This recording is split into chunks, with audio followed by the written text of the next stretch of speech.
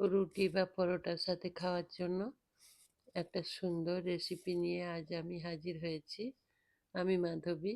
আপনারা এখন দেখছেন রান্না ভালোবাসির আরও একটা নতুন রেসিপি নিয়ে সবাইকে স্বাগত জানাই। আজ আমাদের রেসিপিতে থাকছে চানা মশলা। সেটা রান্না করার জন্য আমি প্রথমে একটা মিক্সিং বোল নিয়েছি। মিক্সিং বোলে কয়েক টুকরো নারিকেল নিয়েছি, আর 7 থেকে 8টা ভেজানো আমন্ড খোসা ছাড়িয়ে সেটা নিয়েছি, আর ঠিক একই পরিমাণে কাজু বাদাম নিয়েছি। একটা টমেটো রাফলি কেটে নিয়েছি, নিয়ে সেটা নিলাম মিক্সার গ্রাইন্ডারে। একটা পেঁয়াজ নিয়েছি, এরপর দিয়ে দেব কাঁচা লঙ্কা। এখানে কুচিয়ে নিয়েছি কাঁচা লঙ্কাটা, কুচনো কাঁচা লঙ্কা দিয়ে দেবো এই যে 1 চামচ। ঝালটা আপনারা আপনাদের মতো বুঝে দেবেন, কীরকম ঝাল পছন্দ করেন সেই বুঝে দিয়ে দেবেন। কাঁচা লঙ্কা দিয়ে দিলাম। তারপর এই সব কিছু একটা মিহি পেস্ট বানিয়ে নেব।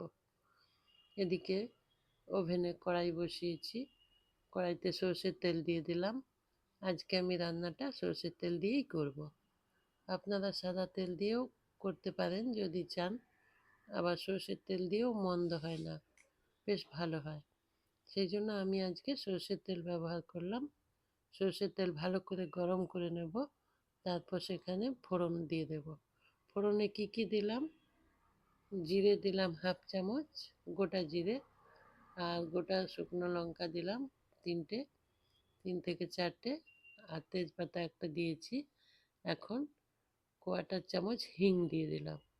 দিয়ে সব কিছু একটু ভালো করে নাড়াচাড়া করব। বেশ সুন্দর একটা গন্ধ বেরিয়ে আসবে বা ফ্লেভার আসবে। তখন এই যে মশলা পেস্ট করে রেখেছিলাম, কাজু বাদাম আমন্ড পেঁয়াজ টমেটো সব কিছু দিয়ে যে পেস্ট করেছিলাম, ওটা দিয়ে দিলাম। দিয়ে এটা একটু ভালো করে কষিয়ে নিতে হবে। আর কষানোর সময় অবশ্যই গ্যাসের ফ্লেম লোতে রেখে দেবেন, কারণ এখানে বাদাম আছে, বাদাম থাকলেই ওটা কড়াইয়ের নিচে বসে যাওয়ার একটা সম্ভাবনা থাকে। সেই জন্য বাদাম যখন কষাবেন তখন গ্যাসের ফ্লেমটা লোতে রেখে দেবেন। লোতে রেখে মশলাটা কষিয়ে নেবেন। এবার এই মশলাটা বাটি ধোয়া জল দিয়ে দিলাম, দিয়ে ভালো করে কষিয়ে নিচ্ছি। একটু সময় নিয়ে এটা লো ফ্লেমে কষাবেন। এই বাদাম বা সব কিছু মশলার একটা কাঁচা গন্ধ থাকে, সেটা বেরিয়ে যাবে। কাঁচা গন্ধ চলে গেলে তারপর অন্যান্য মশলাগুলো যোগ করে দেব। সরি, আজ আমার গলাটা ডিস্টার্ব আছে, একটু ঠান্ডা লেগেছে, সেই জন্য তার জন্য আমি সরি চেয়ে নিচ্ছি। সব কিছু একটু ভালো করে কষিয়ে নিতে হবে, খুব ধৈর্য ধরে মশলাটা কষাতে হবে।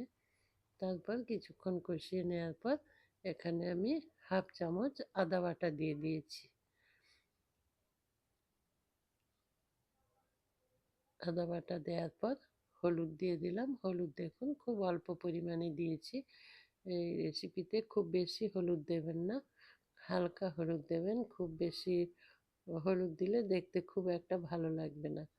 লাল লঙ্কার গুঁড়ো দিলাম 1/2 চামচ। তারপরে জিরে গুঁড়ো ধনে গুঁড়ো, যেগুলো আমাদের রেগুলার গুঁড়ো মশলা, সেগুলো দিয়ে দিলাম।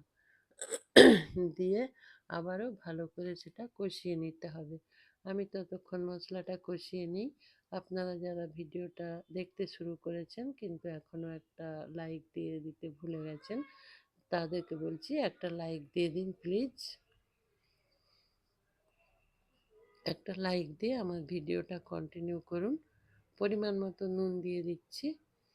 এখানে নুন দিয়ে আবারও ভালো করে মিশিয়ে নিতে হবে।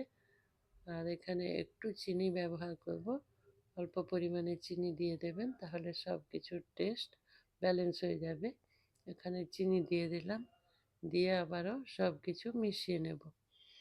আর যেটা কাবলি চানা হয়, ওটা হোল নাইট ভিজিয়ে রেখেছিলাম। ভিজিয়ে প্রেসার কুকারে 4টে সিটি দিয়ে সেদ্ধ করে নিয়েছি। সেটা আর আমি এখানে দেখালাম না, ছোলা সেদ্ধ করাটা আমি এখানে দেখালাম না। মশলাটা আবারও ভালো করে কষিয়ে নিয়েছি। এই যে দেখুন, এগুলো সেদ্ধ করেছি, এই যে সুন্দরভাবে সেদ্ধ হয়ে গেছে।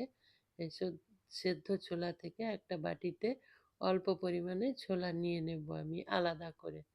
তারপর সেটা কি করব দেখতে থাকুন, কিভাবে সেটা রান্না করব। এখন মশলাটা কষিয়ে নিচ্ছি। এই যে একটা বাটিতে আমি কিছুটা ছোলা আলাদা করে নিয়েছি। এখন এই ছোলা একটা হাতা নিয়ে নেব। হাতা দিয়ে এইভাবে চেপে চেপে ছোলাগুলো একটু ভেঙে ভেঙে দেব। এই কাবলি চানা রান্না করার সময় কিছুটা ছোলা যদি এইভাবে ভেঙে দেওয়া যায়, তাহলে রেসিপির স্ট্রাকচারটা খুব সুন্দর আসে আর খেতেও অবশ্যই ভালো হয়।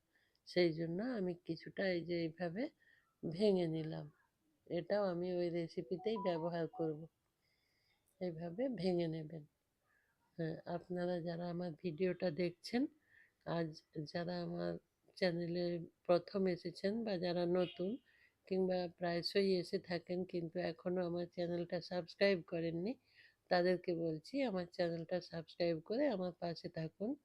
ডান দিকে থাকা বেল আইকনটা অবশ্যই প্রেস করে দেবেন, তাহলে আমার রান্নার সমস্ত নোটিফিকেশান আপনারা পেয়ে যাবেন আর আমি রান্না করার অনেক উৎসাহ পাব।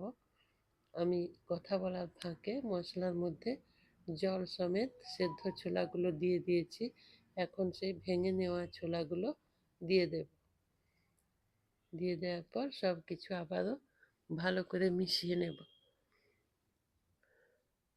আপনারা আমার ভিডিওটা দেখছেন, আপনাদেরকে আমার অসংখ্য ধন্যবাদ। যারা আমার ভিডিওটা দেখছেন তাদেরকে বলছি এইভাবে একবার চানা মশলা রান্না করবেন। করে যদি ভালো লাগে তাহলে কমেন্টে আমাকে জানাবেন আর অবশ্যই লাইক কমেন্ট আর বন্ধুদের সাথে শেয়ার করবেন। আপনার বন্ধুরা যাতে এই রেসিপি দেখতে পারে তার সুযোগ আপনি করে দেবেন, তার জন্য আপনাকে শেয়ার করতে হবে। এখন পরিমাণ মতো জল দিয়ে দেব। এখানে খুব বেশি জল ব্যবহার করব না, সব কিছু সেদ্ধ করা আছে। সব কিছু বলতে এখানে শুধু ছোলাই আছে, সেদ্ধ করা আছে আর মশলা তো ভালো করে কষিয়েই নিয়েছি। সেই জন্য শুধু মশলার ফ্লেভার ছোলার মধ্যে মিশে যাওয়ার জন্য যতটুকু জলের প্রয়োজন সেটাই দিয়ে দিলাম। দিয়ে আবারও ভালো করে মিশিয়ে 5 থেকে 7 মিনিট রান্না করে নেব।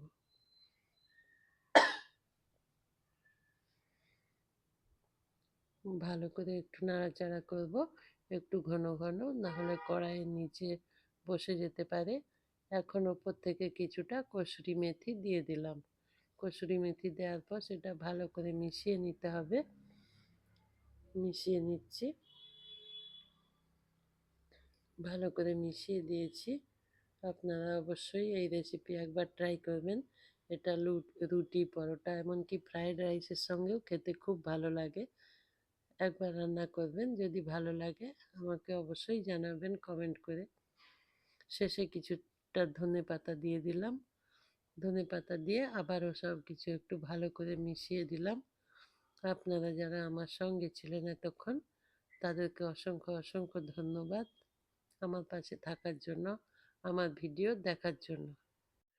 নমস্কার, সবাই ভালো থাকবেন, সবাই সুস্থ থাকবেন।